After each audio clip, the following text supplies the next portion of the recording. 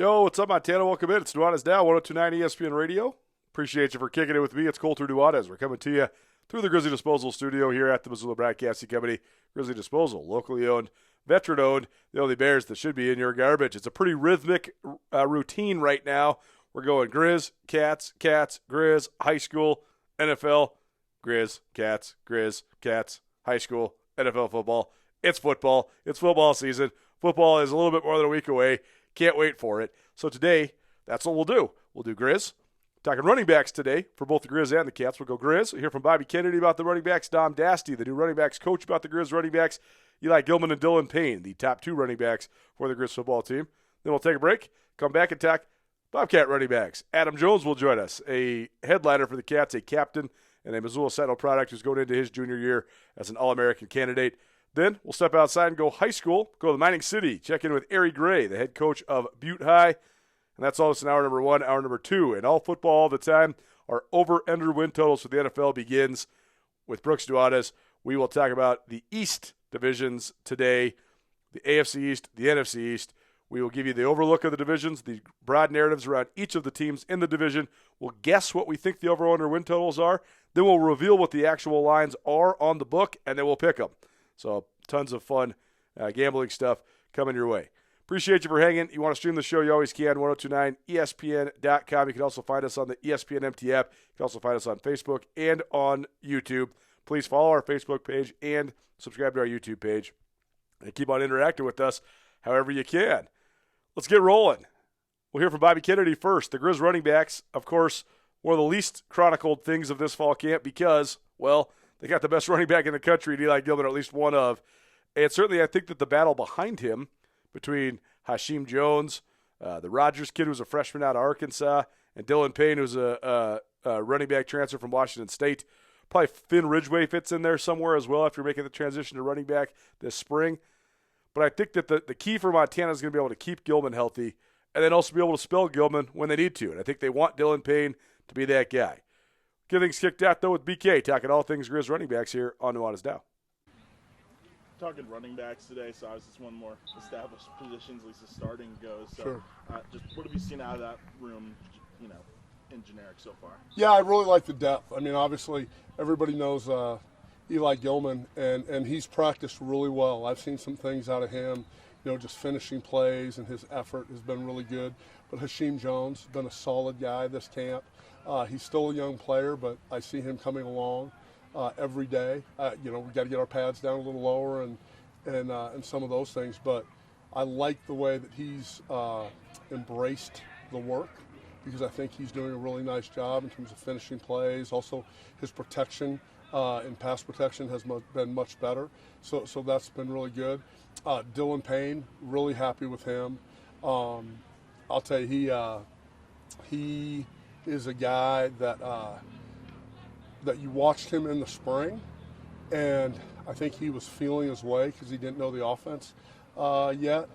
And boy, I've been really happy with him. Same thing. He's a little fire plug, but he's willing to stick his face in there and pour it up in there on runs. So happy with him. I'm a big fan of Finn Ridgeway. I think he not only can he help us on special teams, but he's added really good depth to our running back position. Chase Cook, Chase has done a nice job too. I've seen more out of him this camp. I didn't really know last spring, and so I'm really pleased with him. Eli's as proven as anyone in that locker room, obviously, but how do you feel he's tried to stay hungry and active out here in fall camp?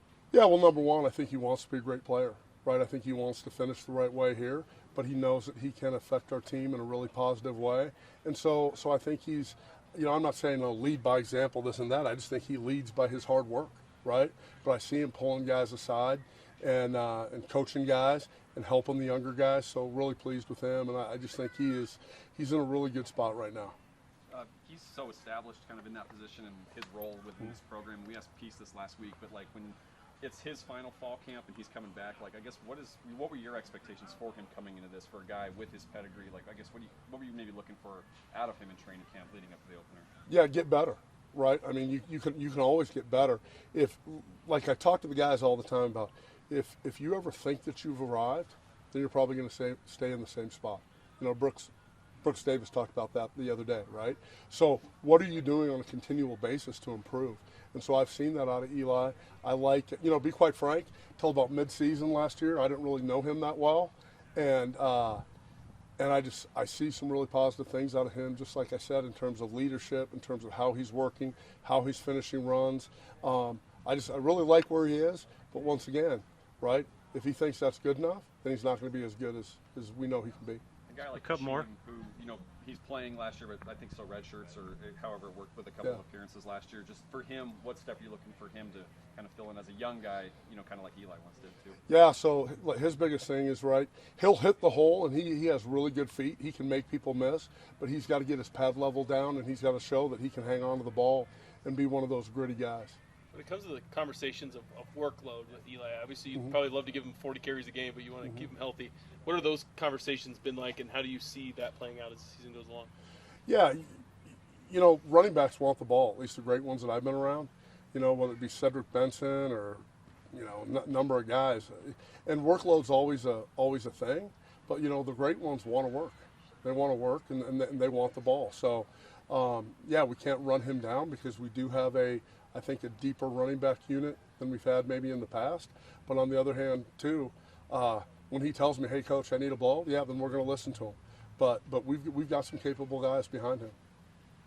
Coach Peace mentioned last week about the possibility of throwing Eli the ball more. What do you think of his potential to contribute in that way too? Yeah, I think anytime we can get the ball in a guy's hands like that, like a special player that can make other guys miss, I am all for what Brent Peace said about getting him the ball more in space, right, and in the open field. I think that's great to throw him the ball. This part of the conversation probably presented by Cash One Pawn and Copperstone Storall. They are sister businesses right there on Roller Coaster Road. Cash One Pawn, the premier pawn shop in Western Montana. If you need a place to store your boat or your RV for the winter, Copperstone Storall they have it. That is the place you want to do it at. Quick access if you want to get to and from the lake, obviously, but also they have beautiful and basically brand new warehouses to store your boats and your RVs. For more about their storage facilities, visit Copperstone Storall at copperstonestorage.com. Up next, Dom Daste. He was multiple different position coaches, offensive line, tight ends, etc. For the Grizz in the early 2000s. He's now back after a long hiatus away from Missoula to coach the running backs. Here's Coach Dom on his group. You've got one of the more experienced leaders on this team in your room. What's your evaluation of Eli Gillman's play so far, your evaluation of the room a week into it? He's okay. It's been a little bit tough. He's matriculating back into reps and stuff like that. He's on a little bit of a pitch count. But in terms of who he is as a leader in our meeting room and how he does without the ball in his hand and all those things where he's not necessarily in contact, but how he leads by effort and everything else, he's doing a really good job. In terms of intelligence and football IQ, he's one of the highest guys on the team in that regard. And so, whenever we have questions, whenever the young guys have questions, he's one of the guys we can go to and get the information. And then your thoughts on the room so far in camp. Really pleased, right?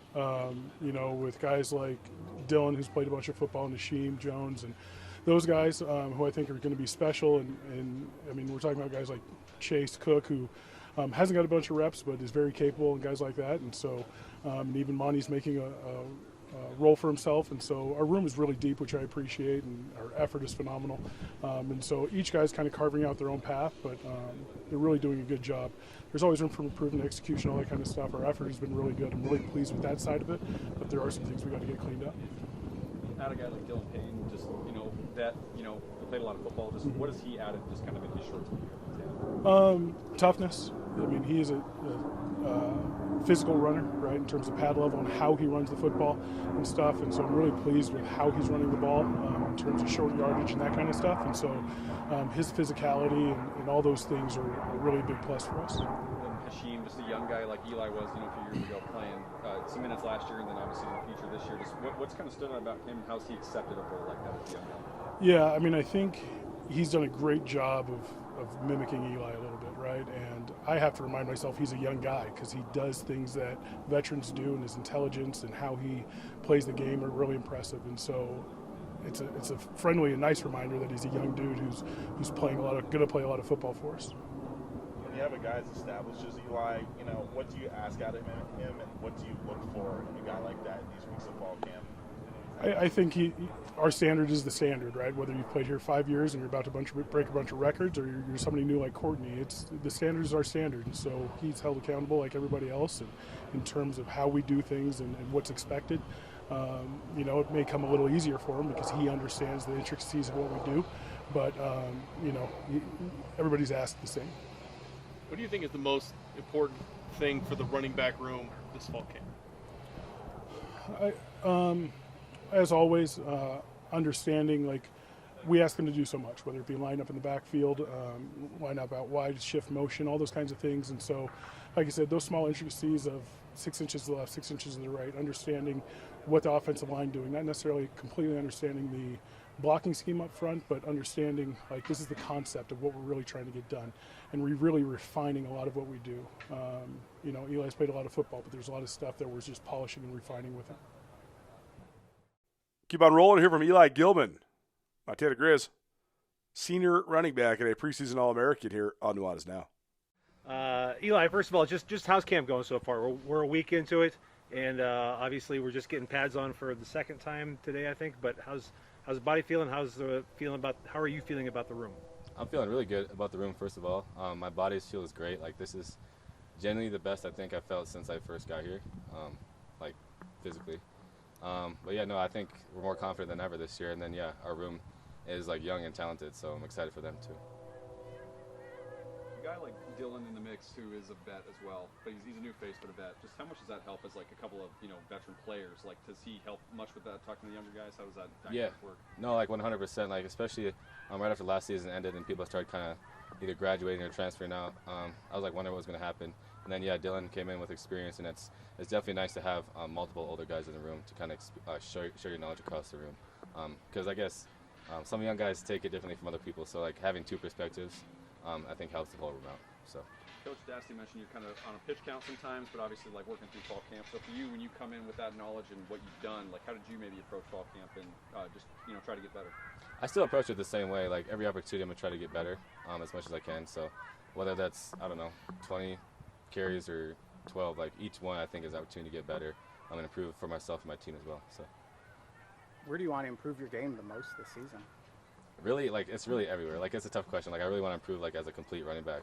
But I guess, like, pass pro, I think, is a really big thing to keep my quarterback upright and, I guess, let everybody else in the field show off their talents, really, because we got dangerous receivers on the field, and I think it helps if you have +1 blockers. So I say really improve the pass pro, but, like, again, like, I want to work on everything for sure.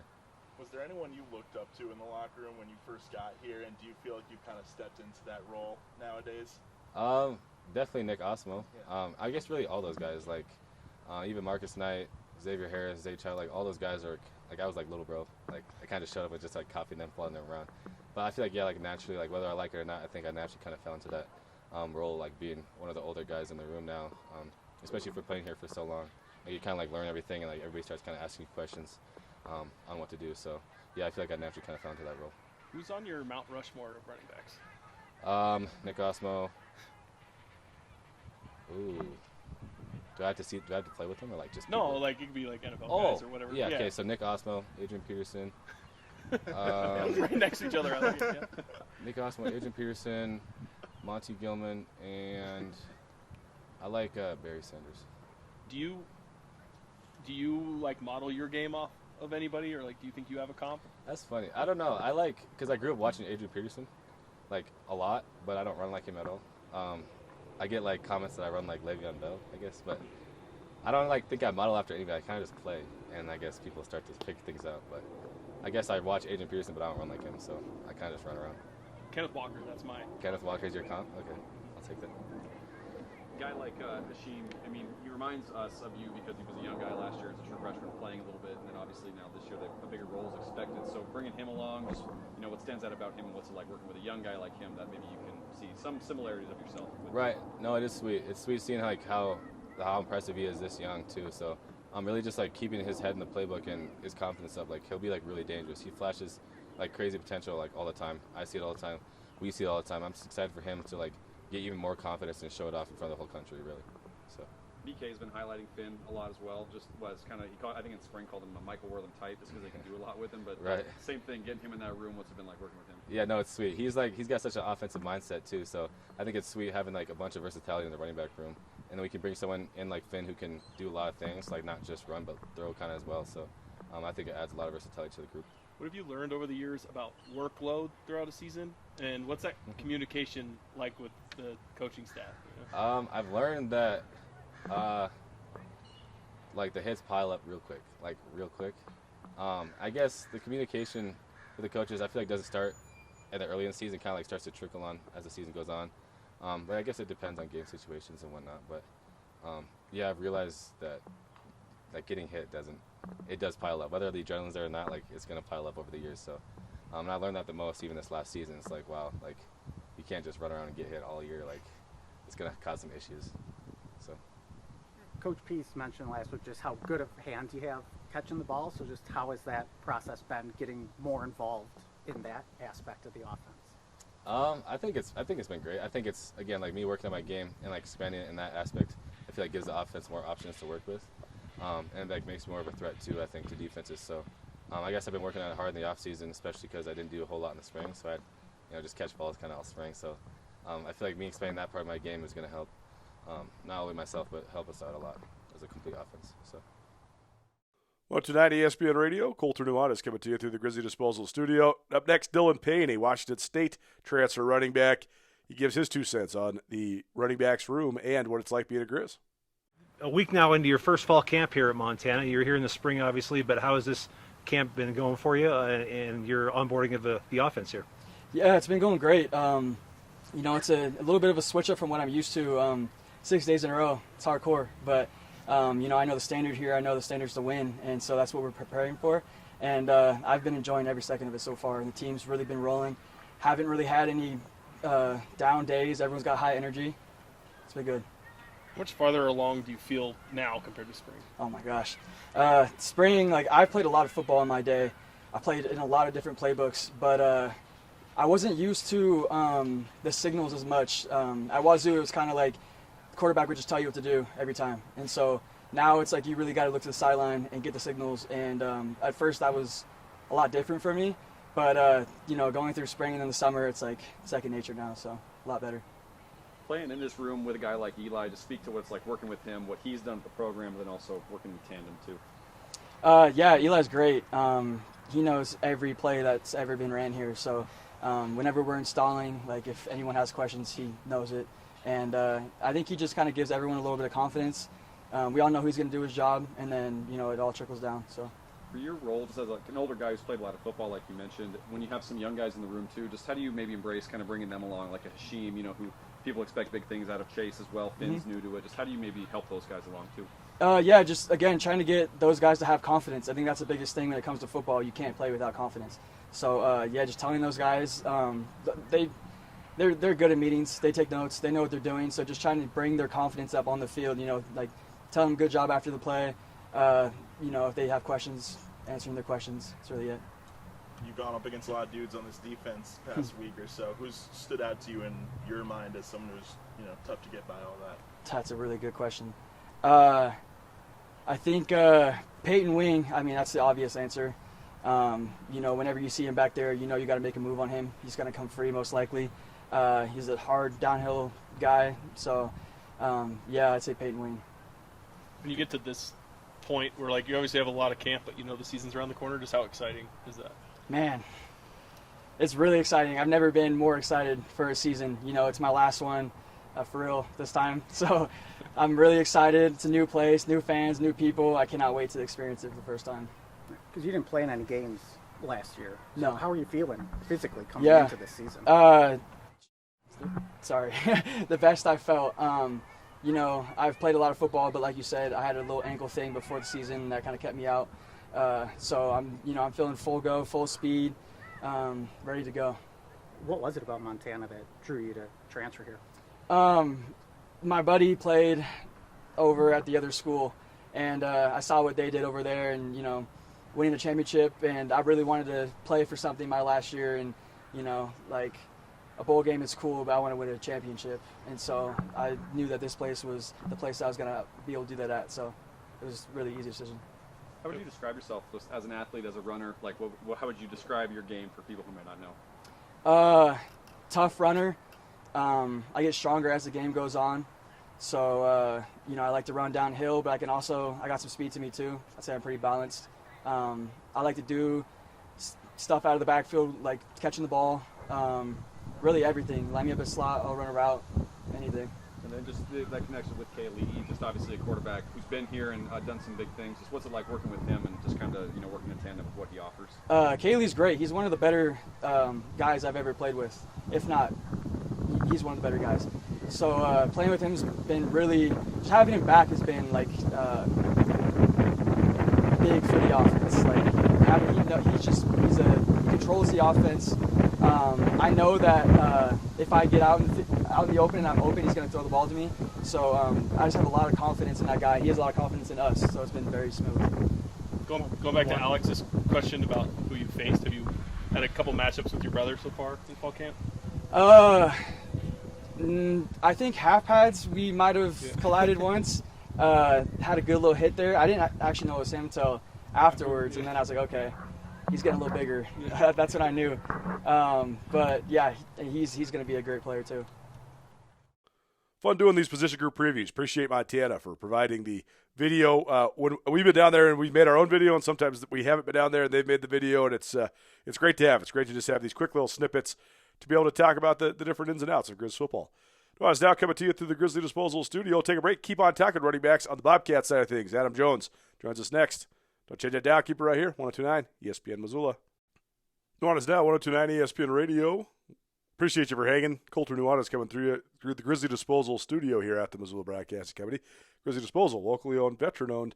The only Bears that should be in your garbage. We'll keep on talking college football. Switch to the Bobcat side of things. Adam Jones, elected a captain for the second year in a row. He is a junior at Montana State, so he has a chance to be that rare three-time captain, if he could be a captain a year from now. But for now, he is one of 6 captains for the Bobcats. He is joined by Taco and Caden Dowler, Titan Fleischman, Zach Cruz, and Justin Lampson. Pretty good group of leaders there for the defending national champions. There's Adam Jones, our conversation from earlier this summer. What's up, man? How's it going? Thanks for doing this. Yeah, I'm doing really well. Thanks for having me on again. Of course, man. So first of all, you got to tell us about the hat, because that was a fun game, a cool night in Bozeman. It was, for those who missed it, it was when Montana State played UC Davis on national television, but it was also Native American Heritage evening at Montana State. Some cool helmets, some cool jerseys, and you got yourself a hat too. So, I know you like that one. Yeah. What do you remember about that night? What do you remember about just sort of the celebration of Native peoples in Montana? Yeah, I think really it was cool the week leading up. We got to go into American Indian Hall here on campus, which I have a class in there, so that's where I got this hat. A nice individual in there actually gifted it to me, but we got to learn more about all the different tribes in Montana and really how important it is to them and us getting to honor each other in that game. And that game, first of all, was a really fun game to play Davis, especially at night, and then just to get to do that, to celebrate them, and they made a song for us, so that was really cool. Well, the build of last year, towards the end of the year, was so fun to follow along with, right? Because you had that great game, then you have the Brawl, then you have the playoffs, then you have the Brawl 2.0, then you have the national championship. So, have you sat back at all and had thought about just like how epic and cool there was some all-time classic games, all in the span of like 6 weeks during that run. Yeah, really, it kind of always clicks when you talk about it, like in conversations like this. But I've definitely got to look back and really enjoy that game, that collection of games, like you said. But just the run and the support and overall Montana football right now is unreal. So I think, it really just revolves around how much support both teams have in this state right now. The running backs room specifically, fun to watch some of those guys grow. Obviously, big shoes to fill with Julius Davis moving on, but I thought a lot of the guys got good reps during the spring game. So what did you think of sort of just the progress you guys made as a group as a whole? Yeah, I think, people always wonder how we always have just backs coming through and through, but Colson and Jared have been here for 3 and 4 years, and they've been tremendous dudes for us, not only running back, special teams every year, and they don't get all the praises for that. But I'm glad that, with the more reps they're getting, they're extremely talented players, and they're going to do big things for us this year. And I think they both had a really, really big spring, and I love watching them both. So. Jared Wright is such an interesting case study because he's always been good, man, and he just kind of got buried for a minute, but now he's sort of back, and I think he's going to be a key guy for you guys this year.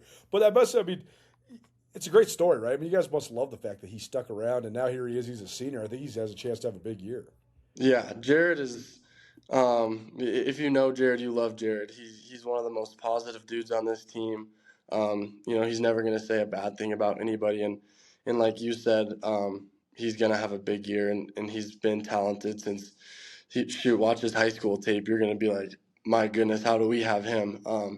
But yeah, I think, what he can do, not only running the ball, but out of the backfield, his route running, and really we have a bunch of backs like that. And I think that's really cool with the offense that we run. So. Well, and Colson, it seems like he brings a nice toughness, a good edge to the running back room. Yeah, Colson is also, you watch his film too, and you're like, what in the world? How do we have all these players? But, the Wyoming dudes on our team are represented well here, and they have an edge about them, and Colson's the same way. He has a wrestling background.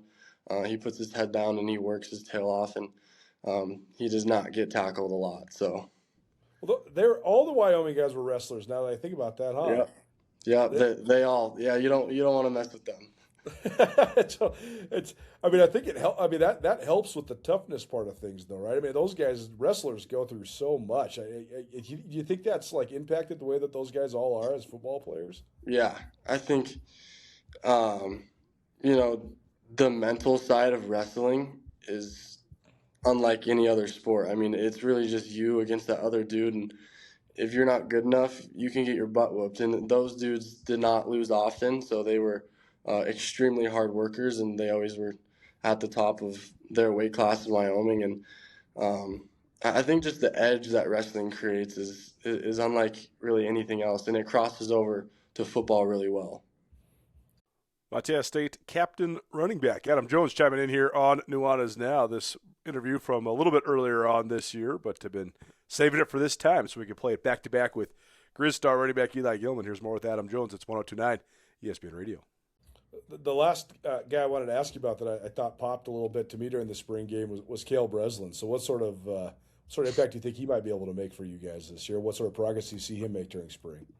Yeah, I think Cale's a special case of, he's an athlete like no other. He's the strongest dude on the team, one of the fastest dudes on the team, and he came in that way, and we're like, oh my goodness, who is this guy? And really, it's been about him learning our offense, being more comfortable with the playbook, and I think he really took a big step in the spring, even with pass pro and simple stuff like that. He took huge steps, and I think with what Coach Firm has in store for us and for him, he's going to find a role this year, whether for sure running back, but special teams as well. I think if we can get him involved, he's a really good player. When it comes to just the offense as a whole, having a coordinator back for year two in Pete Sturback, and then having a quarterback back, for his super senior year in Justin Lamson, did it seem more fluid? Did it seem easier to learn and diversify the offense? Yeah, it really did. We changed a lot of things, but we were able to build off of what we already had. And last year it was like, we need to figure out what we're even going to run in the first place. So we got to do a lot of new cool things, and without Justin and Coach Sturback, that definitely wouldn't happen, like you said. And really just those two and their bond is a pretty special thing. They're both really competitive dudes, and they really kind of bring everybody up with them. So I think just having a year under both of their belts together, and really the entire offense working with Pete has been awesome.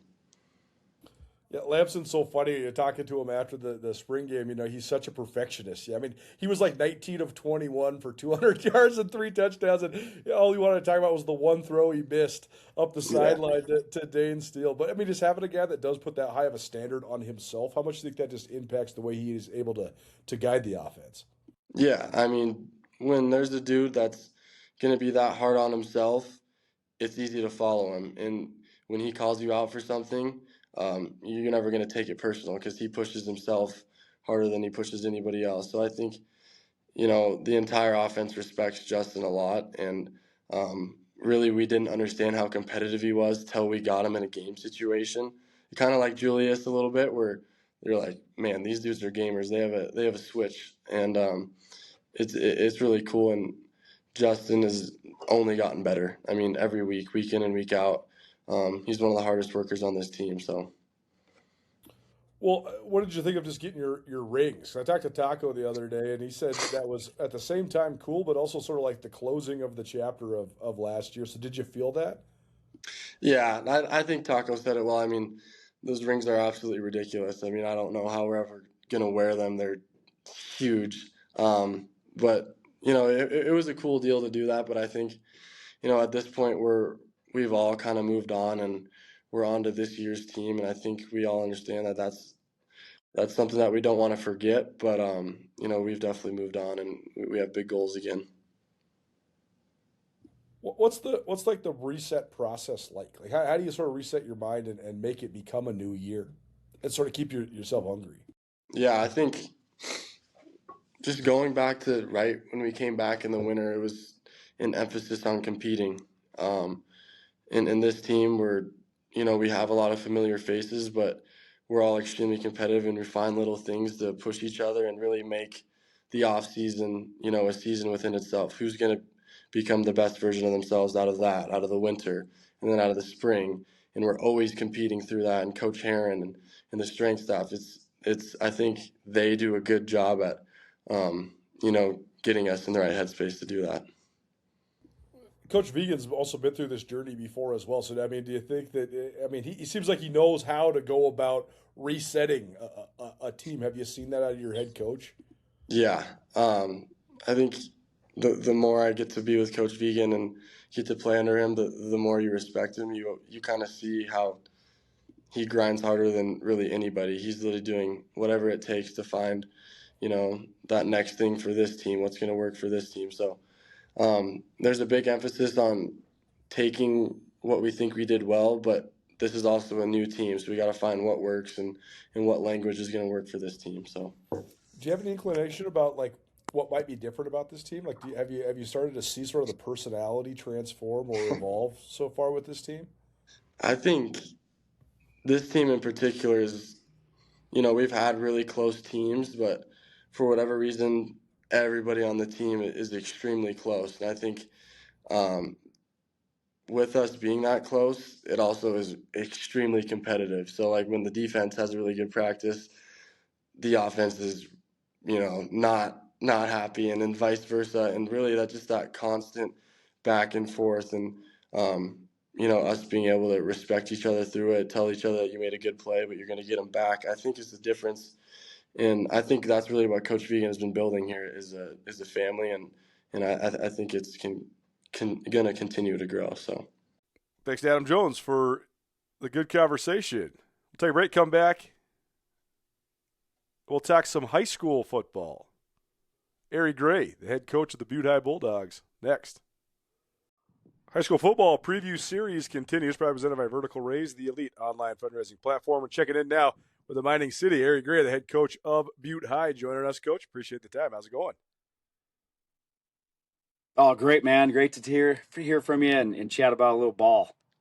Well, Double A is going to be really interesting this year. I think there's all sorts of teams that could be pretty dang good. You've been doing this for a long time now. So give us sort of your outlook on Double A this year and why you think it's so competitive every year.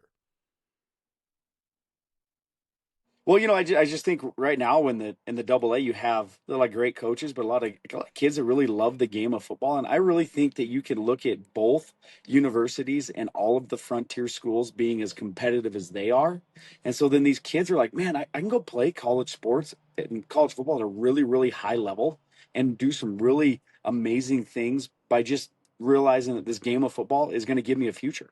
And so I think we're seeing more of that. So we're seeing really good athletes and kids coming out and competing, and they're better than they've ever been in the sense that they're trained better, they're coach better than ever, and so we're seeing really good products, and you're seeing it across the board. I always say people the double A is a bloodbath year in and year out. It doesn't matter who you play, you better be ready to compete and better to be ready to get play your best football. And so right now, this year 2026, it's like no other. I mean, what a great year, what a neat year. It's going to be neat to get started. I think that obviously the teams that can continue to improve week in and week out will have the best opportunity at the end of the year, like any year. Like, it's no different. Like, it's not like it's changed. This is my 19th year as a head coach and my 24th year in double A football. It's like, it's not like it's been different every year. It's the teams that figure it out. It's not always what people think at the beginning of the year. It's just the teams that figure it out and the teams that are willing to play with a ton of effort, and we preach that today with our kids. Like, hey, we're not going to be very big. We better come with effort. And if you can play with effort, good things are going to happen. You can go play college football because you have great effort. You can go make it to the next level because you have great effort. And, effort's the great equalizer, I guess. Well, it always is, for sure. Tell us about just numbers there. How are your numbers in Butte? And how would you just sort of describe the interest in football that still exists there in Butte?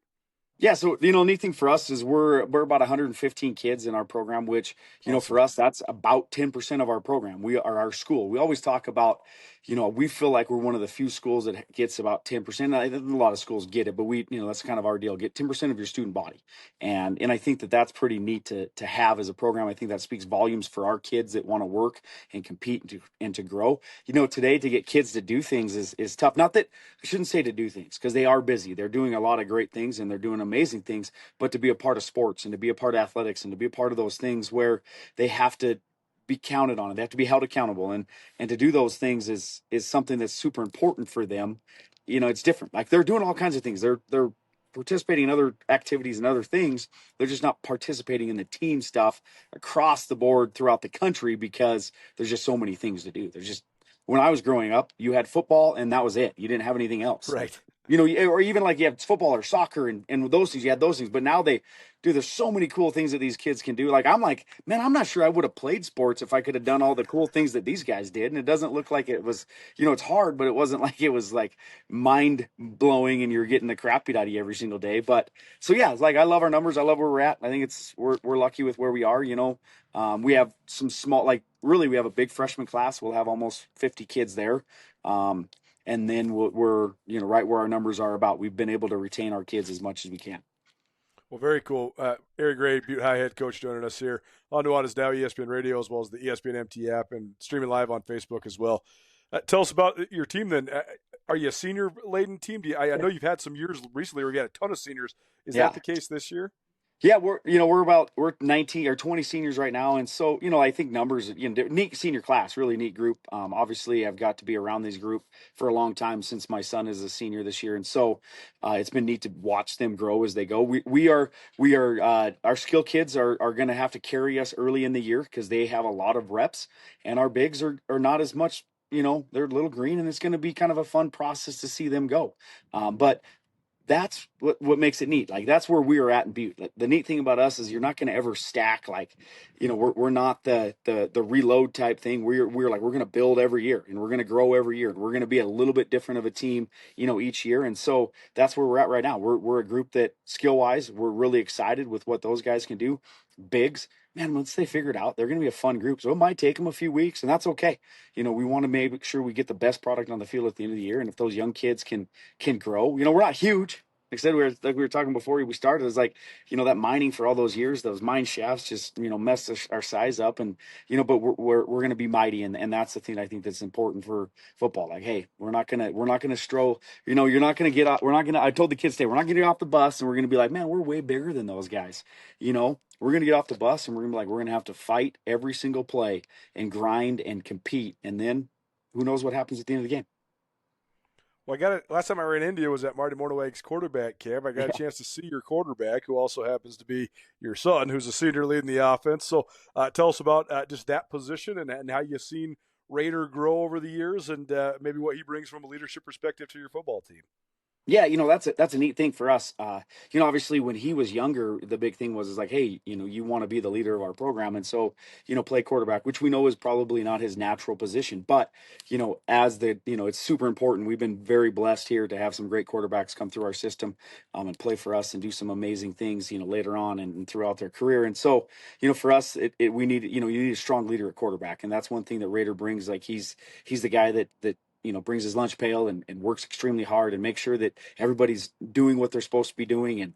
And we always joke. He's like, well, if you need something, go find Raider, because he's done it. He's been the equipment manager. He's been the trainer. He's done everything since he's been in fourth grade. And so if you need, like, he'll figure it out. Like go see him. And I was when he was in junior high, I was like, what a great GA. Like what a little grunt guy and do all those things. And so when he leaves, it's going to be weird, because you're like, oh man, we kind of lost that guy, that kind of took care of everything. And so that's kind of what he is we really feel like a glue guy, a guy that keeps everybody, kind of in check. And so obviously, he's improved his passing, which is something that he needed to do, and we'll lead on his leadership. But we're also going to, try to, play a couple different, play Troy Sampson at quarterback as well. Obviously, he's got great lineage as well. And so, gives us the ability to be multiple as much as we can, and give ourselves an opportunity, each game. And so that's, we're going to game plan and try to figure out how best opportunity for the Butte High Bulldogs. Well, you mentioned that you've had some great quarterbacks in the past. Got a chance to catch up with Tommy Millott a little bit at Marty Mornaweg's camp this summer too. And I know he's going through it a little bit trying to figure out what's next, but certainly a guy that was an unbelievable Butte High Bulldog and an unbelievable Montana State Bobcat and then an NFL draft pick. The other guy, though, Dylan Cook, I mean, he's slated right now as a potential starter for the Pittsburgh Steelers on the offensive line, which is pretty cool. So, I mean, that must be cool for you, though, to sort of point to those guys as great examples of what you can become if even if you are starting out there just at Butte High.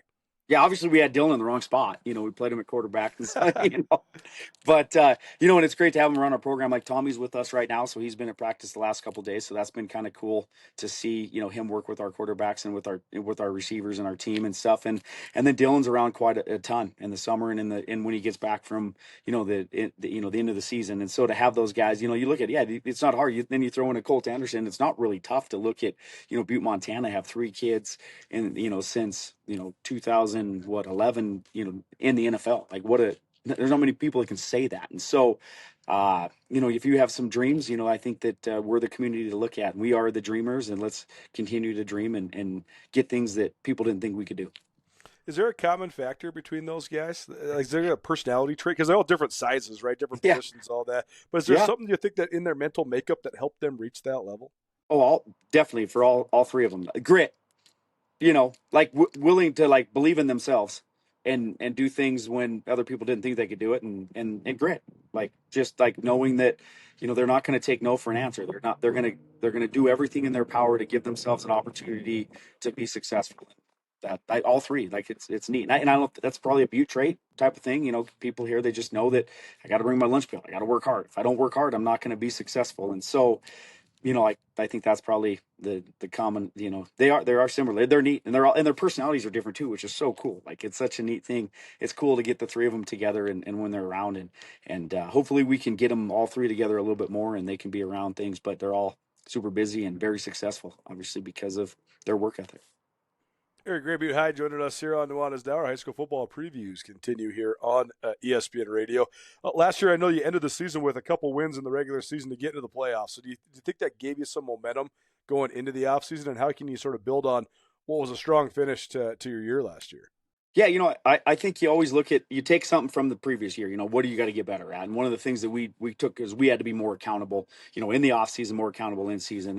And so for us, that's been the big thing. Be more accountable, be accountable for your actions, be accountable for what you do. And so, we lost 3 straight, basically 1 possession games. It really were the deciding factor. If we get those 3 games, we end up with a home playoff game or home playing game, and it just puts you in a different situation, different spot. And so, we take care of business right now has been our big deal. But I tell everybody, you can't, the past is the past, whether it was good or bad. So leave it back there, and let's just focus on just our today. And I know that a lot of people get frustrated because I just just live in the moment.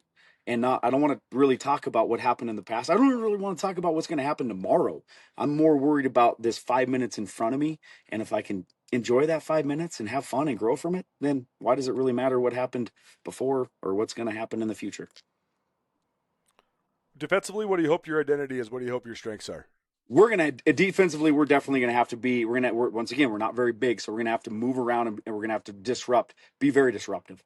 We're gonna have to bring sometimes more than they are protecting with, and try to create as many turnovers as we can and takeaways as we can, and play with a ton of effort. So, like I said, we've moved kind of to an odd front team.